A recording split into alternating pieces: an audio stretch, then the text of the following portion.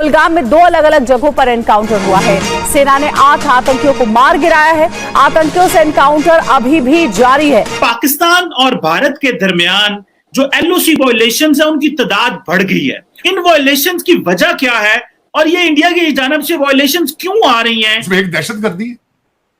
अब वो दहशतगर्दी आपके गले पड़ चुकी जिसकी आप पहले बात कर रहे थे, लेकिन आप दुनिया को कन्विंस नहीं कर पाएंगे क्योंकि आप फाउंडर हैं उसके। आपने मैन्युफैक्चर की है दहशतगर्दी दुनिया के लिए। टैक्स का कहा जा रहा है जम्मू कश्मीर में, और वो ये कह रहे हैं अभी, लेकिन उन्होंने यही कहा है कि पाकिस्तान की तरफ से है और पाकिस्तान ये कर रहा है। दुख होता है कि क्या हमारी जिंदगियों में कोई बेहतर होने के चांस हैं या नहीं है। क्या दिक्कत है आफ्टर ऑल इस माइंडसेट में? ये जो कश्मीर का मसला है या भारत के साथ ताल्लुकात का मसला है, कोई भी मुल्क हो वो 20 साल 30 साल के बाद अपनी पॉलिसीज को रिविजिट करते हैं, उसको देखते हैं, उसके रिजल्ट्स देखते हैं, उसके प्रॉस एंड कॉन्स देखते हैं क्या हासिल हुए हैं।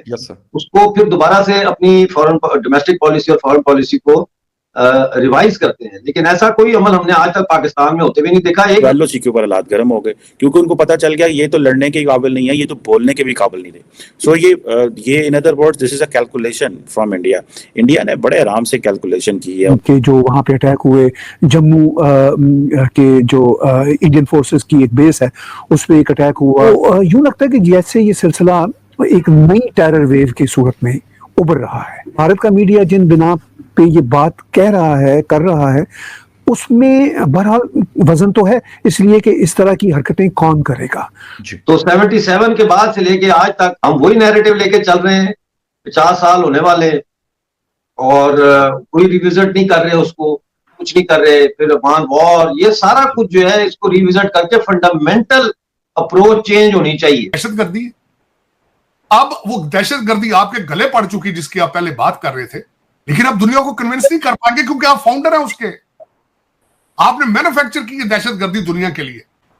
किस तरह आप बताएंगे? तालिबान बनाया ना अमेरिका के साथ मिलकर, दहशतगर्दी तो नहीं ना हमने फाउंड में। अमेरिका से पैसे लिए आपने, कौन सा आपने उनको फ्री बना के दी चीज? तो मारे भी तो है ना तार साहब, वो टीटीपी और वो आज भी मर रहे हैं, आज भी मर रहे हैं। कौन सा बच रहे हैं? अब आप चीमा साहब, पाकिस्तान में इंसान की जिंदगी की वैल्यू क्या है, मुझे ये भी तो बताएं ना।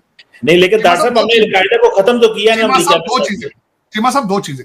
जब आप आग से खेल रहे हो, जब आप आग से खेल रहे हो, रोजाना लोगों को आग लगा रहे हो, जब आपके कपड़ों को आग लग जाए तो आप दुनिया को किस तरह बताएंगे जी ये आग मुझे लग गई है तो मुझे बचाएं? अब आप किस तरह बताएंगे? ये आज आग आपने मैन्युफैक्चर की है और वो आपके गले पड़ चुकी है। लेकिन उसमें बात एक और बात है चीमा साहब, मैं इस चीज में बिलीव करता हूं, आप में विल मौजूद नहीं है। आपने अफगानिस्तान की सारी इंक्लूडिंग तालिबान और टीटीपी और फलानी लश्कर, कौन सी ऑर्गेनाइजेशन है जो जिसके ऊपर आपका एड्रेस नहीं है? आप उसको सबसे, उन चीजों को हैंडल करना सबसे बेहतर आप जानते हैं। सबसे बेहतर जो मिस्त्री बिल्डिंग बनाता है उसे पता होता है कि इसकी छत की क्या मैंने ये इसके पिलर्स किस तरह खड़े किए थे। आप किस तरह बच पाएंगे इनसे? टीटीपी खतरा नहीं है चीमा साहब आपके लिए। आपके लिए अफगानिस्तान और भारत और कोई दूसरा कंट्री खतरा नहीं है। Corrupt Pakistani they are danger for Pakistan. आपका खतरा आपके पाकिस्तान के अंदर बैठा है, दो पासपोर्ट लेके बैठा है। डॉक्टर साहब कहते हैं कि जो अब तो बिलावल भुट्टो जरदारी ने भी कहा है कि जिन लोगों की 100 रुपया सैलरी है उनको 100% टैक्स आए हैं, जिनकी 1 लाख सैलरी है या 10 लाख सैलरी है उनको 4-4, 10-10% टैक्स आए हैं। डॉक्टर साहब कहा जा रहा है पाकिस्तान में जो दूध है वो बर्तानिया और यूरोप से भी महंगा हो गया है। डॉक्टर साहब, पाकिस्तानी लोग इतना महंगा दूध पी सकते हैं जितना हुकूमत जो महंगा कर रही है? चीमा साहब, ये कल की खबर थी। ये जो टैक्सेशन पे भी बात कीजिएगा, ये जो टैक्सेस बहुत हाई लगा दिए उन्होंने। चीमा साहब, वो टैक्सेस ये पाकिस्तानियों ने नहीं लगाए, ये तो अमेरिकन ने टैक्स लगाए हैं आपके ऊपर। आपको किसने कहा कि आपके ऊपर पाकिस्तानी गवर्नमेंट टैक्स लगा रही? ये अमेरिकन ने टैक्स लगाए हैं क्योंकि आपकी रूलिंग एलीट को अमेरिकन ने पैसे देने हैं, तो टैक्स कलेक्टिंग तो वही करेंगे ना। कल की खबर यह थी कि कराची में दूध फ्रांस से ज्यादा महंगा हो चुका है। फ्रांस इस वक्त, मैंने आपको कहा था कि इस वक्त जो सिर्फ और सिर्फ पाकिस्तान में वो लोग सरवाइव कर पाएंगे आज जो कर रहे हैं जिनकी इनकम डॉलरों और पाउंडों में है। पाकिस्तानी रुपए के साथ पाकिस्तान में सरवाइव करना इस वक्त इम्पॉसिबल है। देखना यह है कि एक वक्त था कि जी इंडियंस कहते थे जी कि वो ये जो कश्मीर की स्ट्रगल है ये तो छोटी सी स्ट्रगल है, ये तो खत्म हो जाएगी, ये 50-100 लड़के हैं, 200 लड़के हैं, ये तो खत्म हो जाएगा, ये तो कुछ भी नहीं है, ये तो हमने ओवरनाइट इनको खत्म कर देना है। मुझे बताएं कर्नल साहब, कर्नल धनवीर सिंह साहब, मैं आपसे सवाल पूछने लगा हूं कि ये स्ट्रगल तो खत्म नहीं हुई, आपने कश्मीर को लीगल स्टेटस भी बदल दिया, फिर भी स्ट्रगल जारी है, ठीक है।